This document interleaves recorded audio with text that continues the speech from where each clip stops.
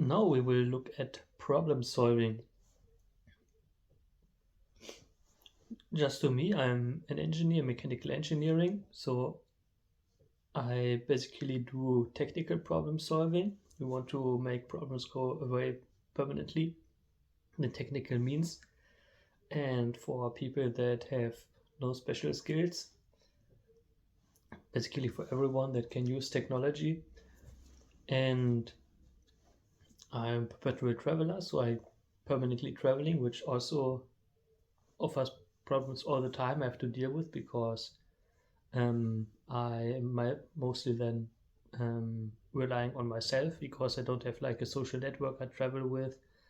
Like, okay, they're remote, but there's only so much that can be done. I don't have much stuff with me that can help me solve stuff. I have no tools. I have like limited clothes, and I mean, I'm very, very minimalistic. Let's say it like this, which means I have to be good at problem solving because I have to get creative and then find other ways around because not everything can be solved with money, and money also helps you so much as you have it. So, and I had like these different factors coming in, and additionally to this I also an academic ghostwriter. So I write theses, which is always presenting new problems. In a thesis, you want to formulate a problem statement that you want to discuss and solve optimally in the thesis. And for this, like always, something completely new, especially since I don't have the luxury to choose the topics most of the time, or even like the field of the study. So it's like sometimes it's something about IT, something it's about something about civil engineering. It's like very wide, but always you have to find a good problem and then come to a nice solution. And I was looking for a long time to think about something, okay, how I can connect those topics, and it's like problem solving. It came to me on a walk in the Transylvania when I was walking through the forest in Romania, and suddenly like, problem solving. I could do something about that. Can write a book, make a course, might be interesting. And yeah, what I did was I built like this big mind map I have here, where I basically connected everything in that I could connect to this. So about me, engineer problem, perpetual traveler with over 20 countries and over 4 years of traveling. I wrote over 3 dozen theses, and my engineering is mechanical engineering with specialization in construction development. I did my master in biomedical engineering, and I worked in product development for 1.5 years. So, and where do we start the best? What I find very interesting is what I had to think about is you can classify problems. And what I found, because I found out very interesting, very often we create problems ourselves and we focus on a problem and don't even notice that we don't even have to deal with it. So that is what I call problems from wrong thinking. We get wild over problems that completely not affect us. Think about like the news, what kind of things they tell you. Oh, there's gonna be a war, there's gonna be plagues and pestilence and world is going down. And if you turn off your TV, in a month and more, nothing will change. So those are like all these problems that don't really affect you. And but sometimes it's also that you create problems yourself through self-sabotage, for example, because you have some trauma or you have like some algorithms in your head that were useful in the past, but now that you change your life path, they're not really helpful anymore. This is where you create problems for yourself. You think about that, I don't know, that you can't do something and but you still want to do it, and in the past you were always reluctant to do it, and then it's like very hard to do. It's creating problems, and this can basically like something to go after this like coaching and meditation. Then you have problems from false action, and this basically like waste prevention. So you do something wrong, you do the wrong thing, um, you you eat fast food, you eat bad food, um, you what else is you mistreat your car, you drive too fast, um, you talk bad about others, you go to bed too late, you sleep in. So all like bad action, which will then create problems and waste your life. And there's something interesting to look at it to solve those problems is with efficiency, which is from quality management, how to make things more efficient. Then process mining is also something interesting. If you have a business, you have waste which is produced in the steps, and you can look at okay, at what steps are you producing a lot of waste, and then you can, if you fix those, then you have a big ripple effects over the whole production, which makes things better. And very interesting to look at it is also here with statistics to find and analyze this. Then the third category that I had to think is like problems from inaction. So it's like when you don't do something, and that can be something like if you stop maintenance on your car, you don't water your plants, you don't talk to people, so that creates problems already. Um, what else? Yeah, write in the comments if you have some good ideas. But this could, like very often, be solved through products because they can solve problem permanently without you having to think of it. So you can have automatic plant watering, automatic cat feeders, and yeah, right now when we have so many things around us, like with heat, with water coming to our place, with electricity, is things we have to don't think to think about it.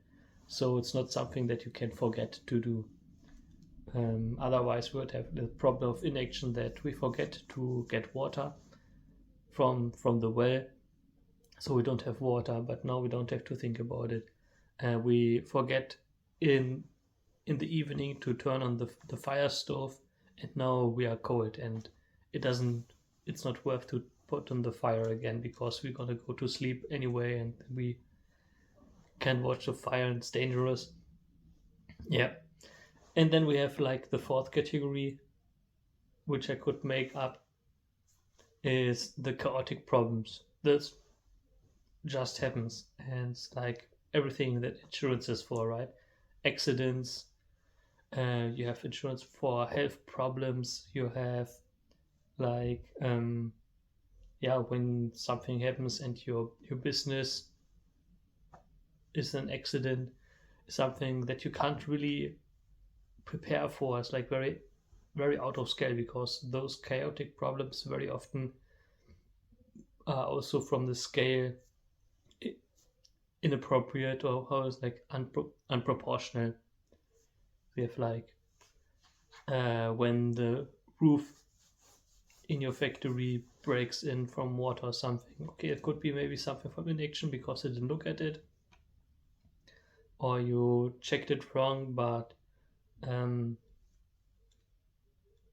at the end it's like one straw that breaks the camel's back, and there's like this chaotic problem which is like very small but has like big effects, and it's like hard to protect against. Yeah, when your car breaks down, it's like just something small that breaks, and then it has like a cascade and everything else breaks down too. Yeah, it's also like insurance, and there's like, if you want to build a business around this to solve it, like statistics, data analytics, because you have to solve it with probability to either limit the effects of the damage that you have by saving money or by distributing it over the other customers of your insurance, or you find out okay, how can I statistically look um, um, when things are going down, when suddenly the values that are measuring are slowly but surely going more towards a breaking point that you can see this statistically and then step in and fix it. Or what also could be like with quality management tools, which also part statistically, but you can also go in and see like, okay, is maintenance being done? What kind of steps can be taken to prevent this? Is there some kind of control thing that we can measure this and prevent some quality problem from happening? So after the classification, so first of all, classification is very good because you can think, okay, the problem that I'm dealing is, do I even need to solve it, or is it just imaginary that I think? And for this, you first have to go like to the method of, where is it? Interesting, I don't even have it here. Basically, the problem solving steps, which I don't really write down. Okay, that's interesting. So the problem solving steps, basically 5 steps, which is were developed by, oh, I don't know.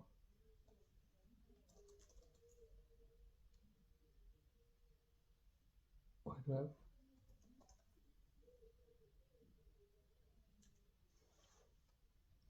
And it starts not by analyzing the problem, because how we know now is that the problem can be fake, or it can be like, yeah, completely unrelated to what we want to achieve.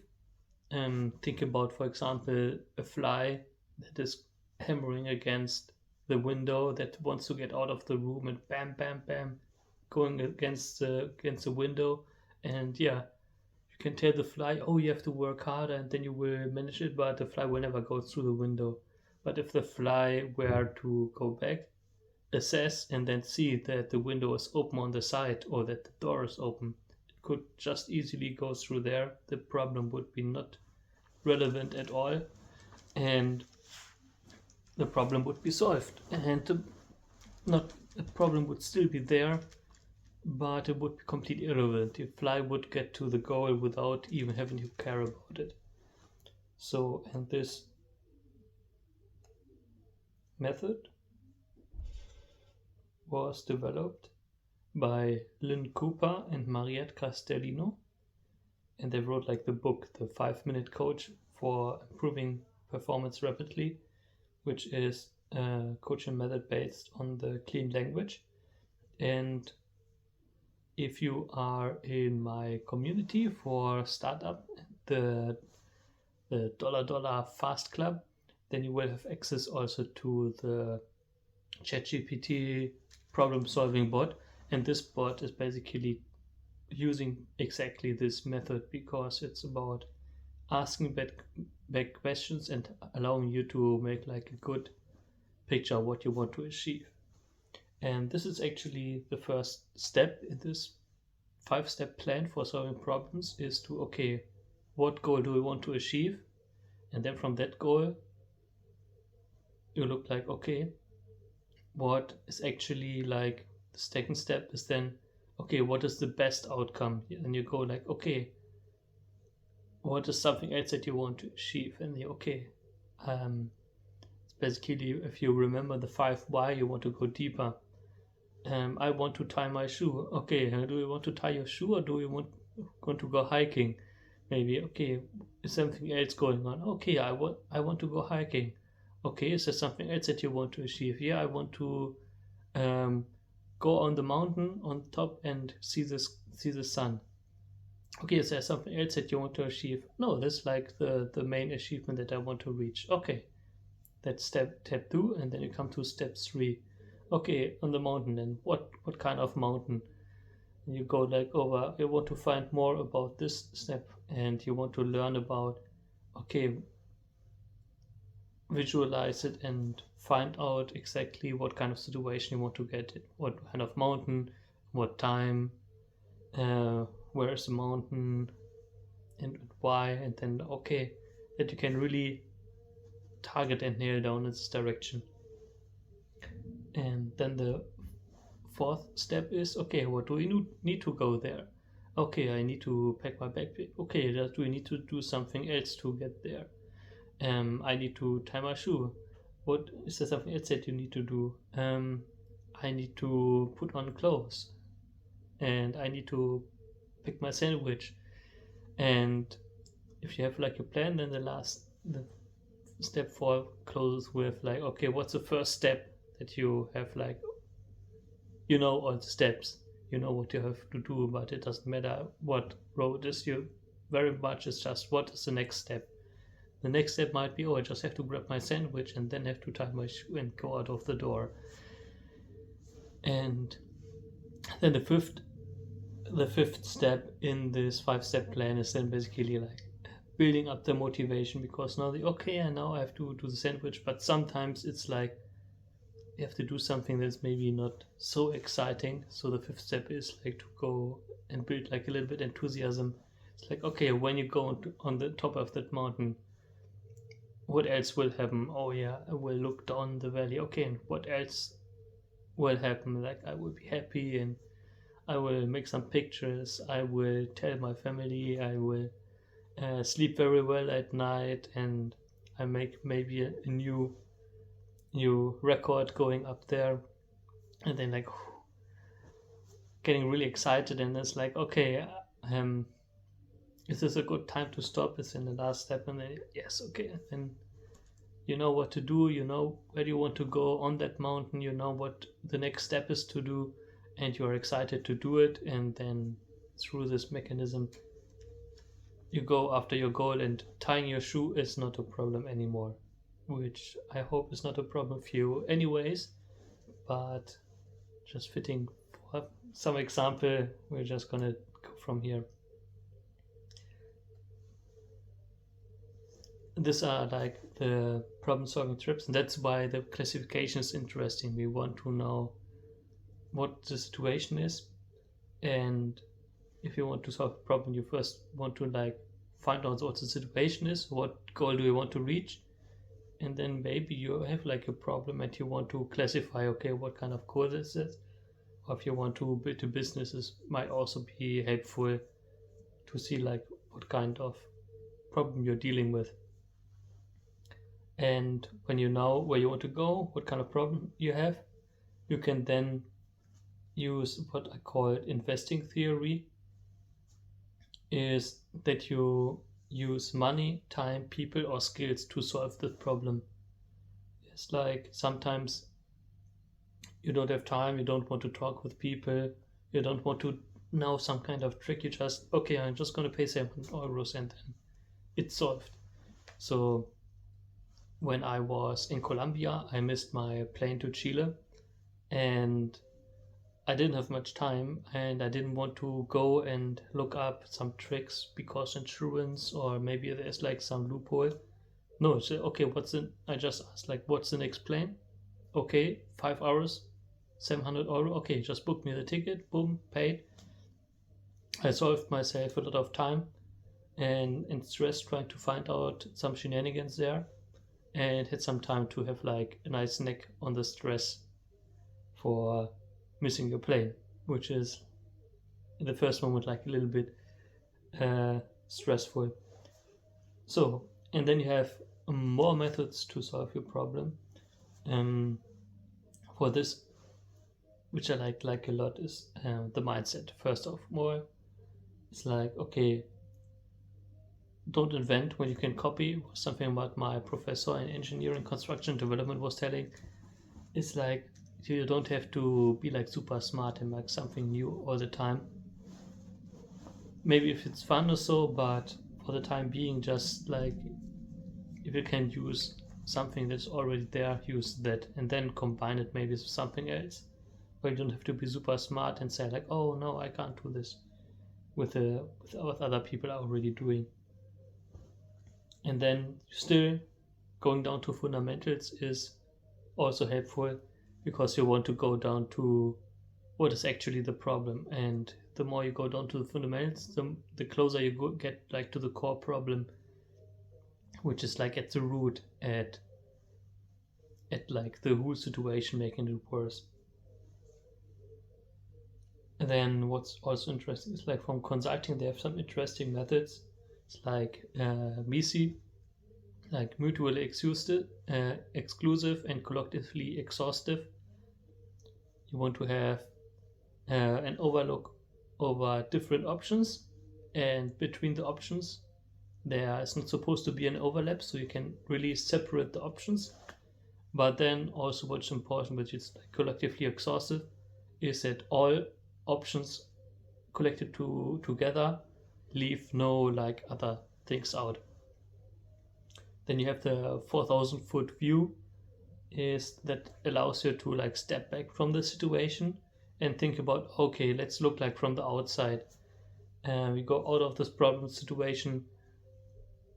How is this affecting the company, or how is this affecting the country, or in 20 years what will this look like, what effect will this have?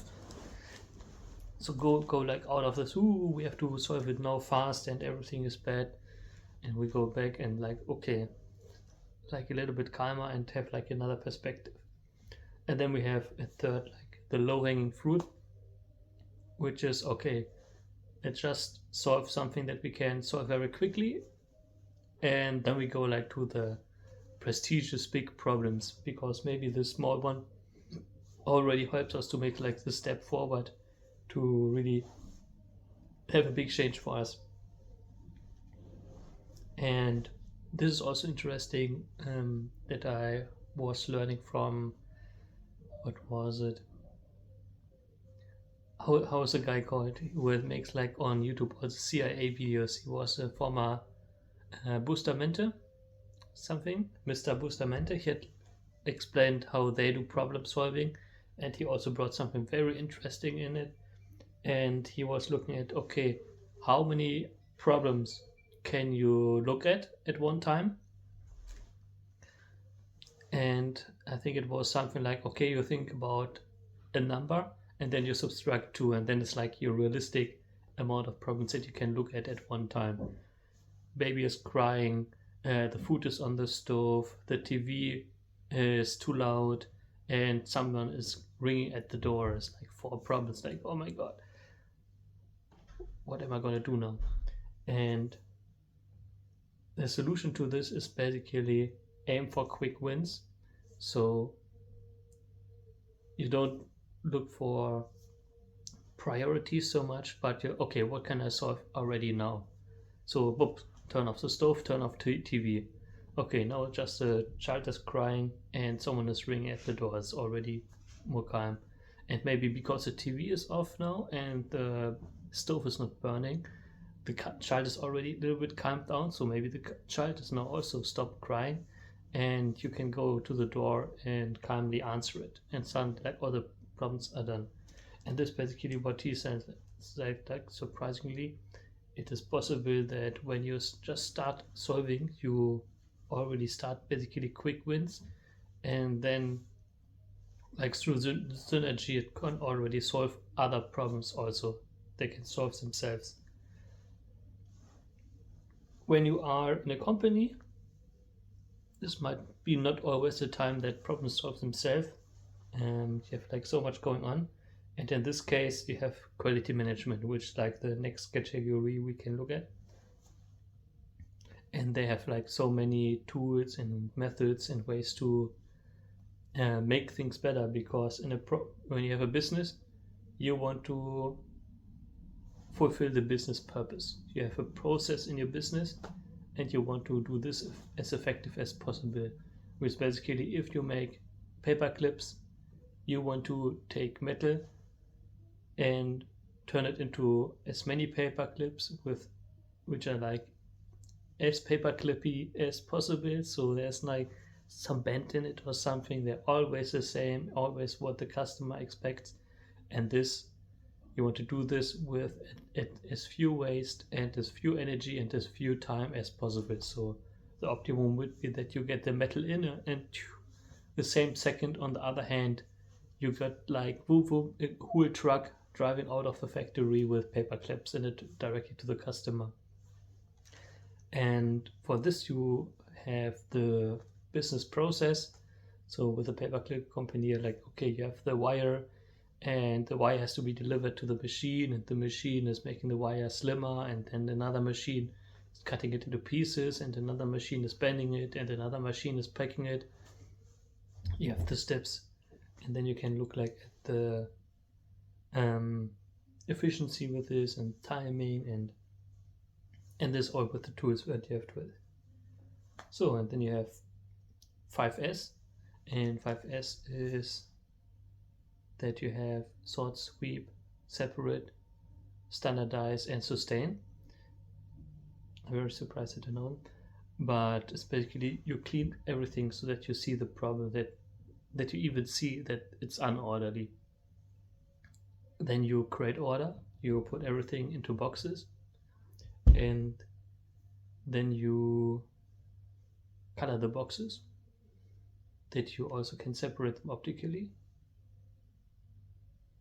and standardize. And you do this for every workplace. And then the fifth is like you keep this going, you keep this everywhere, and you don't step back and oh no, it's fine, no, we just leave it. Then you have Six Sigma. Six Sigma is that you do the quality when you see you have your quality parameters and you measure them with quality tools, and you look basically to perfect it over time. And your quality management tools allow you to see when things are going bad over time, which allows you to already prevent errors before they happen. And so Six Sigma is a lot of statistics.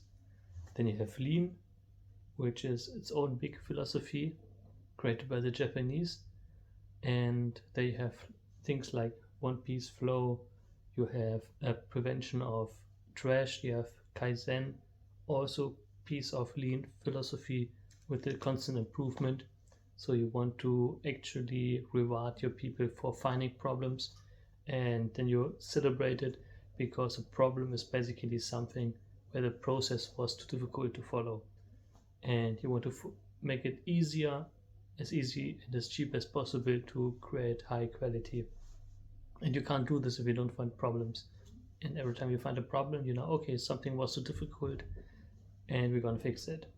And then you have design for Six Sigma is basically when you want to produce, when you design a process and a product to already from the beginning fit Six Sigma criteria. Yes, and last but not least, we have methods for problem solving, which is from programming.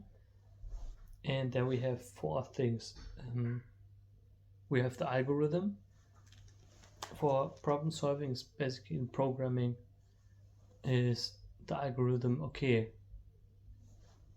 it's simply you have a big problem and you just always with the same, you take one bite out of it until it's completely gone. And with program you can do this. You just have like a loop and then you subtract, or you solve it, or you sort one thing and the next one, and you just do the same thing, but if you do it over enough time you have it solved. Then you have pattern recognition, so you see like, okay, we have always something happen in the same pattern. Always when it rains we have water in our factory. Okay, then very easy pattern recognition is that we see like, okay, there's a connection, and then from there we can go and find out how to solve it. And decomposition is when you separate a big problem into smaller problems. When you have a problem gaining muscle, then you look at, okay, you separate into sub problems. Okay, do I eat enough? Do I sleep enough? Do I train enough? And then do I drink enough water? You look at if those 4, if all sub problems are fixed, then the big problem will also be fixed. And then you have abstraction, which is then if you have a complicated problem that like looks foreign, then you find like problems that look similar, and then you look at, okay, the similar is also similar. If you have a tiger and the tiger has a tummy ache or something, then like you think back like, okay, what was, like, you abstract like, okay, I had a tummy ache when I was eating this, or I had a tummy when I was doing this, and then maybe you can solve the problem with this. And yeah, then we have here like a nice overview about some background about how to solve problems. And I want from you, when you are with people and they tell you their problems, I would like to invite you to not start and give suggestions and directly, oh, you have to try this, I have to try that. I want for you to go and just ask questions and try to understand what's actually going on, and think about it as the person with the problem probably knows more about it than you, but is overwhelmed with going on. When they look at the situation, where they're inside of it, they have problem looking at it, and they need another perspective. And this is you asking problems and trying to understand what's actually going on.